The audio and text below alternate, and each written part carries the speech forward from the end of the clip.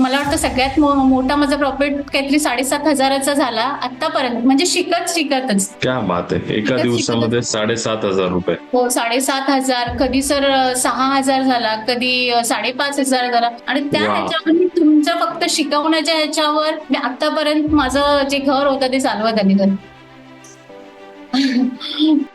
Wow. Good morning everyone. Team professional investor मधनं मी निशांत पवार आपल्या सर्वांचं स्वागत करतो. जसं आपल्या सर्वांना माहिती आहे, आपली एक सिरीज नेहमी चालू असते, सक्सेसफुल ट्रेडर मीट. त्या मीट मध्ये आपल्या सोबत आज आहे प्रिया मॅम. प्रिया मॅम, मी तुम्हाला वेलकम करतो. सांगा आपल्याबद्दल. सर, माझं नाव प्रिया म्हात्रे आणि मी बेळगाव मध्ये राहते आणि मी एक हाऊसवाईफ आहे. होम मेकर आहात तुम्ही? हो सर.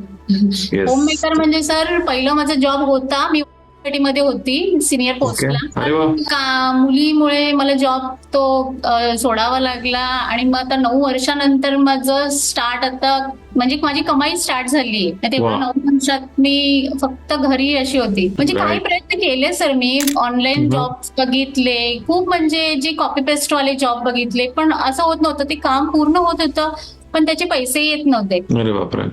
आणि माझे मिस्टर खूप, म्हणजे माझे मिस्टर कतारला असतात ऑइल ड्रिल मध्ये, तर ते तिकडे बघायचे ट्रेडिंगचं आणि ते खूप मला बोलायचे की तू हे शिक. पण कसं होतं की गोष्ट कधी कोणी कानावरच टाकलेली नव्हती, त्याच्यामुळे याचा काहीच एक्सपिरियन्स नाही. तर तिथे पैसे घालवणं, ते पण नवऱ्याचे पैसे घालवणं, या गोष्टीची जरा भीती होती. त्याच्यामुळे मी तुमचे व्हिडिओ बघायची. मी खरं तर कोणत्या तरी एका व्हिडिओला कमेंट पण केलेली फीज वरून, पण ते ट्रेडिंग होत नव्हती की मी कसे नवऱ्याचे पैसे तिकडे कसे घालवू, किंवा असं माझं एवढं पण व्यवस्थित नव्हतं. आणि मी पहिली खरं तर मुंबईला होती, मी आता 3 वर्ष झाले बेळगावला शिफ्ट झाली. ओके असं.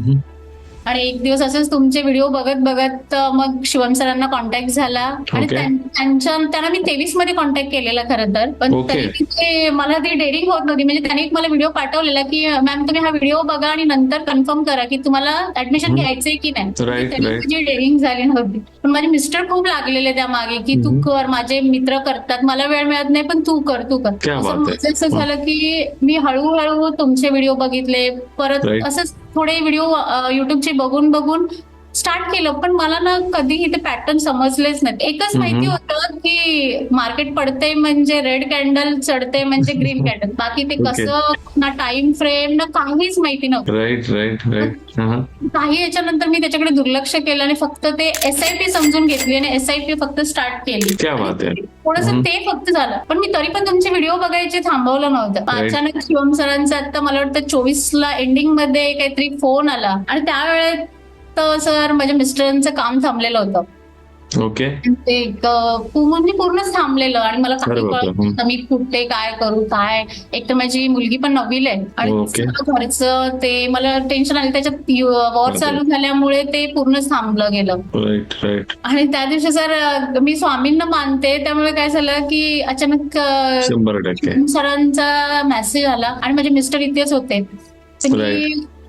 त्यावेळी मला काही कळत नव्हतं. खरं तर मी थोडे पैसे जमवलेले होते की थोडीशी जमा करायची आणि ते तेवढेच काढून FD करायची आणि थोडेच काढून आपलं चालू ठेवायचं असं या. आणि मला वाटतं गुरुवारच असं काहीतरी शिवम सरांचा कॉन्टॅक्ट झाला आणि मी मिस्टरांना बोलले की म्हणजे स्वामींच्या याने आज समोरून आले तर मी करू का. आणि त्यांनी पण मी बोलले की तू कर, मी तर तुला कधीपासून बोलते तू कर. मी तशीच सर स्वामींच्या इथे गेली, देवासमोर गेली. मी आता कसलाही विचार करत नाहीये. मी असं समजते की शिवम सरांकडून तुम्हीच मला ते एक मार्ग दाखवते की या गोष्टीमध्ये जा. मी आता जे मी सेव्ह केलेत ना, मी ते लावते पैसे. तुम्ही मला कसं त्याच्यात वर काढणार आहे की खाली नेणार आहे मला नाही माहिती, पण मी तुमच्या आधारावर करते. आणि मी खरं सांगते सर, मी स्टार्ट केलं ना त्या दिवशीपासून माझे मिस्टर करतात जवळजवळ वर्षभर घरी होते. आणि आता हे वर्षभरात मला असं वाटतं 3-4 महिने मिस्टरांची जी सेव्हिंग होती त्याच्यावर गेली. आणि त्याच्यानंतर जी मी ट्रेडिंग तुमच्यापासून जी चालू केली ना सर, त्यापासून मी आतापर्यंत म्हणजे त्या ह्याच्यात म्हणजे आता सर 15 दिवस झाले माझ्या मिस्टरांचं काम चालू झालंय मागच्या महिन्यात. आणि त्या ह्याच्यावर मी तुमच्या फक्त शिकवण्याच्या ह्याच्यावर मी आतापर्यंत माझं जे घर होतं ते चालवत आली. म्हणजे मला खरं तर थोडीशी मला खरं तर ना सर, मी शिवम सरांनी यासाठी म्हणत होती की मला लगेच रडायला येतं. पण मी वाव. कशी बोलेन बिंदास आहे मला माहित नव्हतं. वाव मॅम, अंगावरती काटा आला मॅम. वाव. आणि सर एवढं मी खरं सांगते, माझा जो पहिला प्रॉफिट होता ना सर, तो इक्विटीमध्ये सरांनी तुम्ही सांगितलं किंवा कुलदीप सर सुद्धा सांगायचे की इक्विटीमध्ये स्टार्ट कर. तर मला Yes. असं वाटतं मी इक्विटीमध्ये करून मी कशी हे करणार, मी घर कसं चालवणार किंवा कसे माझे Right. जमतील, मला हे टेन्शन येत होतं. तरी माझा इक्विटीचं मला वाटतं पहिला काहीतरी 13 रुपयाचा काहीतरी प्रॉफिट झाला. Right. थोडे दिवस इक्विटीमध्ये केलं आणि त्यानंतर सत्यम सरांचं की काही सेशन झालं ऑप्शन बद्दल, Right. त्यांनी ऑनलाईन सेशन घेतलं.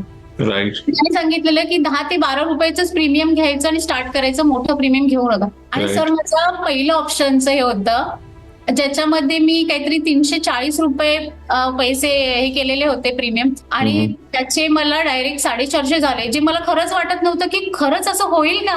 म्हणजे असं कधीच होत नाही की आपल्याला त्याच्या 4-5% पण मिळत नाहीत, पण इथे माझे डबल झालेले पैसे होते. राईट. 300-350 लावून. आणि Right. त्या दिवशीपासून एक ती डेअरिंग आली सर, आणि तुमचं शिकवणं आणि ते तुमच्या बोलण्यामुळेच खरं तर सगळ्या गोष्टीने तो तुम्ही जे बोलून जो कॉन्फिडन्स देता ना सर, त्याच्यामुळे ते आतापर्यंत त्या गोष्टीवर टिकून राहता येतं. Thank you so much ma'am. सांगा ना तुमची प्रॉफिट जर्नी सांगा ना, म्हणजे मला स्वतःला उत्सुकता लागली आहे की कसं तुम्ही ते केलं ना. आय एम व्हेरी म्हणजे असं क्युरियस झालो मी, मला समजून घ्यायला, माझ्या आपल्या बऱ्याचशा बहिणी आहेत त्यांना समजावून सांगण्यासाठी. Yes yes yes please. की शिवम सरांना माझे प्रॉफिट जी यायचे ना, मी सारखे स्क्रीनशॉट पाठवलेत त्यांना सुद्धा.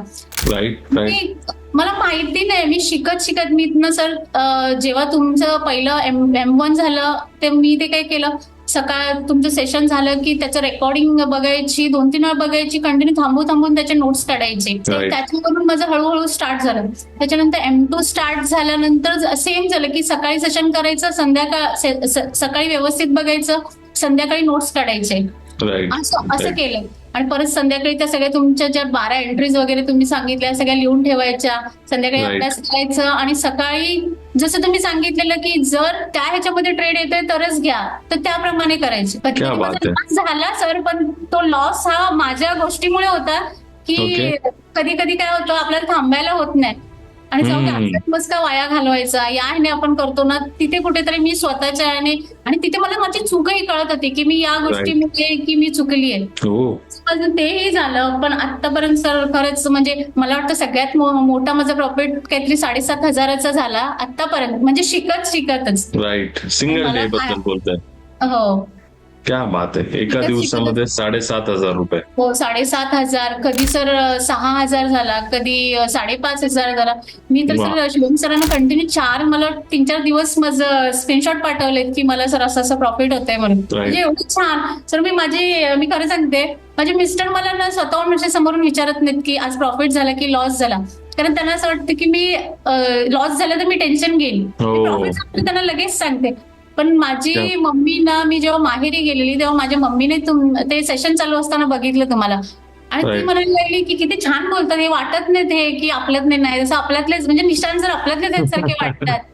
म्हणजे एवढं मी माझ्या बहिणीला सुद्धा सांगितलं की तुम्ही करा. आणि उलट ना सर माझे मिस्टर विचारत नाहीत, मग माझी मम्मी ना जेव्हा मला फोन करते तेव्हा कंटिन्यू विचारते की म्हणजे येतेच ना पैसे, काढतेस ना पैसे, करतेस ना काम, आता सोडू नको, करत राहा. राईट. मी काय मम्मीला माहितीच नसेल शेअर मार्केट वगैरे काय आहे, पण तिला आता कळलंय की हिचं चालू आहे, किंवा नवऱ्याचं काम थांबलेलं असताना तिने आतापर्यंत तिथे हे केलं, तर ती कंटिन्यू विचारत असते. आता काल सुद्धा कॉल तेव्हा ती बोलते करतेस ना काम, येतेच ना पैसे. वाटतं सर. आणि एकतर तुमचं ते बोलणं किंवा एक नवऱ्याचा सपोर्ट किंवा घरच्यांचा सपोर्ट असला की अजून तो कॉन्फिडन्स येतो, किंवा कुठेतरी ते लॉस झाला तरी तिथे कमी पडायला होत नाही. हा बाबा तो उद्याचा दिवस भरून काढेल, या ह्याच्याकडे जास्त लक्ष जातं.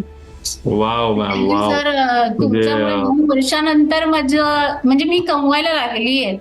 नाहीतर मी खरंच या गोष्टीकडे अशी वळलीच नाहीये कधी. मी खूप कॉपी पेस्ट करायचं, टायपिंग करायचं, या ह्याच्यातच होती. आणि एकदा सरांना पण आपण आमच्या संपूर्ण टीम कडनं सरांचं पण फार कौतुक करावं असं वाटतंय. म्हणजे त्यांनी तुमच्या ह्याच्यात सारखा जो सपोर्ट बद्दल येतोय ना, so most of the thing काय होतं की काही विचार सारणीच असतात, त्याच्यामध्ये असं नसतं की नाही मी पुरुष आहे तर मी काम करणार आणि मग तू काम करायचं नाही वगैरे, अशा सगळ्या गोष्टींचे विचार काही लोकांमध्ये असतात, सगळ्यांमध्ये नसतात, काही लोकांमध्ये असतात.